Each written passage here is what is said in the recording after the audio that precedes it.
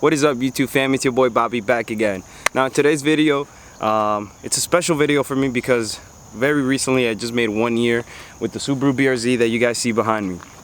I've had a nice long run with this car and I think it's time to trade it in. You know, it's been fun while it lasted, and I could only say good things about the car, but it's time to upgrade. No, just playing with you guys. There's no way I would ever trade in this BRZ. Got him! But with that being said, guys, let's start this kind of, I guess, topic that is a little controversial. Yes, there are actually many reasons why I believe that certain people shouldn't buy a Subaru BRZ. So let's kick it off and start it off. I'm gonna grab you guys and bring you inside the cockpit. So let's begin by talking about the #1 issue that every single car enthusiast has with this car: the 200 horsepower that the car comes with. I know that it's not impressive, and 200 horsepower is honestly not a lot. When I first got the car, I really didn't mind the 200 horsepower. I thought it was actually more than enough for this car because it's very lightweight, it's rear wheel drive, and it's just, that's not what the car was intended for. If you guys want to know more about, you know, the purpose of this car, I'm gonna put the link to why the Subaru BRZ was never an STI. I'm gonna drop it in the description below. Go check out that video. But that's not what this car was intended for.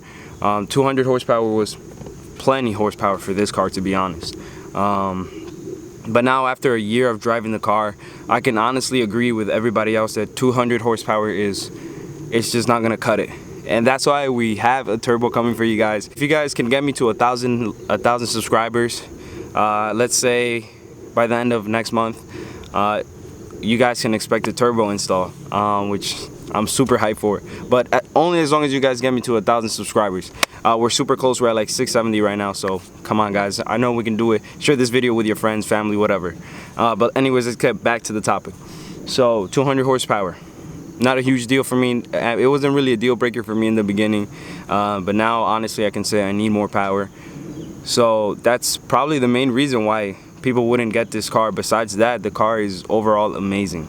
So let's move on to the next topic.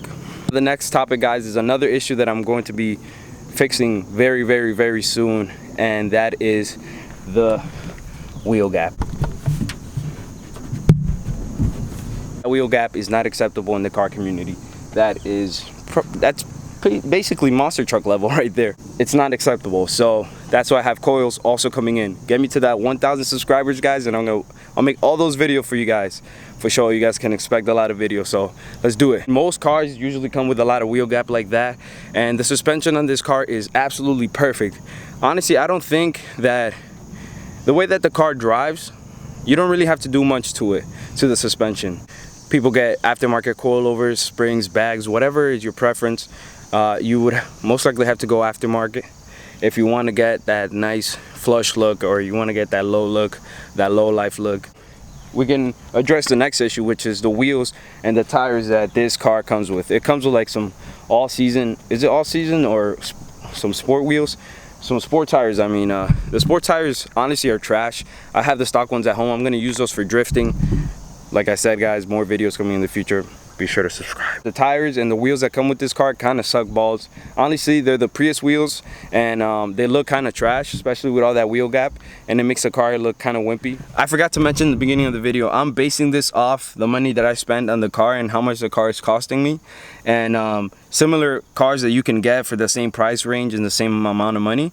So that's basically what I'm comparing this car to. And I'm also going to bring up its twin brother, the FRS, a few times here and there, but that is the main focus of this. Basically, I got the car for about $23,000 with 4,000 miles on it. Basically a brand new car. That's what I'm going off, the $23,000 that I will be spending on the car. Now, for $23,000, the interior of this car is complete trash.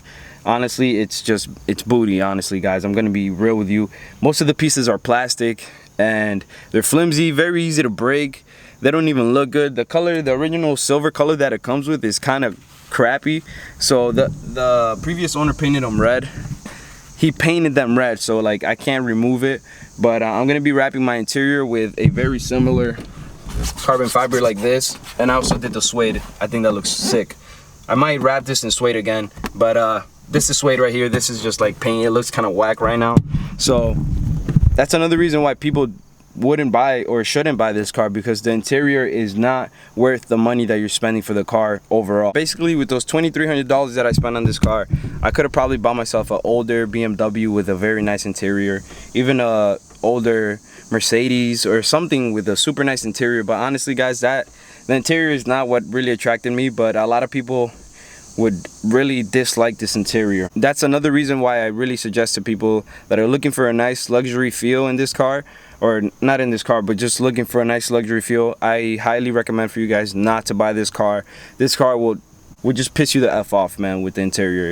If you're one of those luxury people, don't do yourself a favor, don't buy this car. All right guys, so now let's get into the next topic. These back seats, they're pointless, absolutely pointless. Have you ever tried fitting 3 people in a BRZ? Have you? It's the most annoying thing in the world. Either the driver is gonna have to be way up close to the steering wheel, or this person is just gonna be banging their knees on the dash. Come on. Why Subaru? Why Toyota? Why do this to us? Okay, I guess some people say it's for insurance purposes, but they could have gave us at least a little tiny bit extra space room and made the trunk a little smaller. Because honestly, the trunk in the BRZ FRS is unnecessarily big. Honestly, we have a decent sized trunk, but I would have preferred having a little bit more space back here. Literally, no kidding. Every time there's a third person in my car, this is how they're gonna be sitting. And just know that, guys, if you're looking for space, a nice spacious sports car, do yourselves a favor, don't get a BRZ. Do not buy a FRS, because you will regret it. Continuing on the topic of space,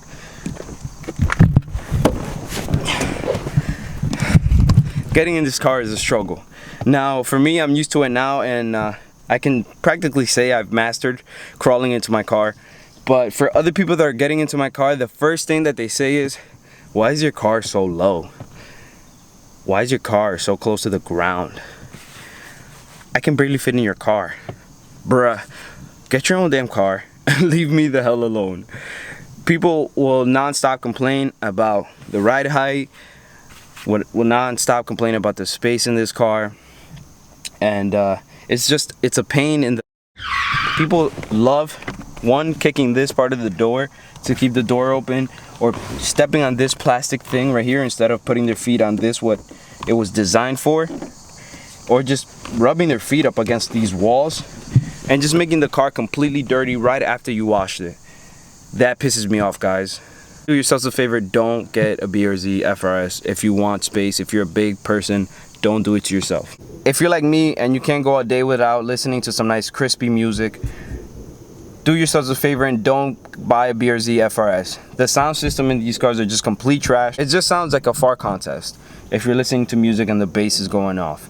It sounds super bad. I'm not gonna show you guys because it probably won't capture well on sound, but seriously, the sound in this car is absolute trash.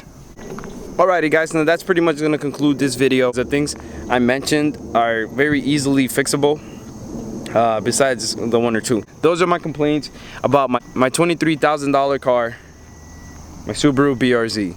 Not many complaints, honestly. All that stuff is just stuff that I like sometimes complain about, not really, but most of those issues I'm addressing in the future, in the very near future. So make sure you guys stick around for those videos.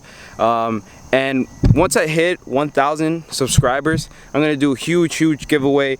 So be sure to stick around. Make sure you guys hit that subscribe button if you haven't done so yet, and make sure you like, share, and comment on this video, because I would really appreciate it. And I make dope videos for you guys every single week. And to my new audience, I know I've been getting a lot of new subscribers. I want to know what you guys want to see, and what you guys think about my previous videos and what made you subscribe. Leave that in the comments below, because this is all about you guys, and we're a huge family here in the Bobby Ramos channel. So be sure to let me know in the comments. And yeah, man, thank you guys so much for watching this video and always supporting. I will catch you guys in the next video. Your boy Bobby is out. Remember to savage responsibly. Peace.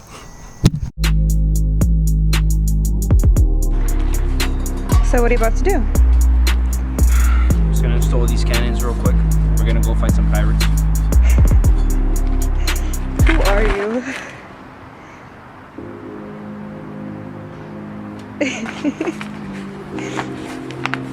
First you want to put them on the racks. That's what she said.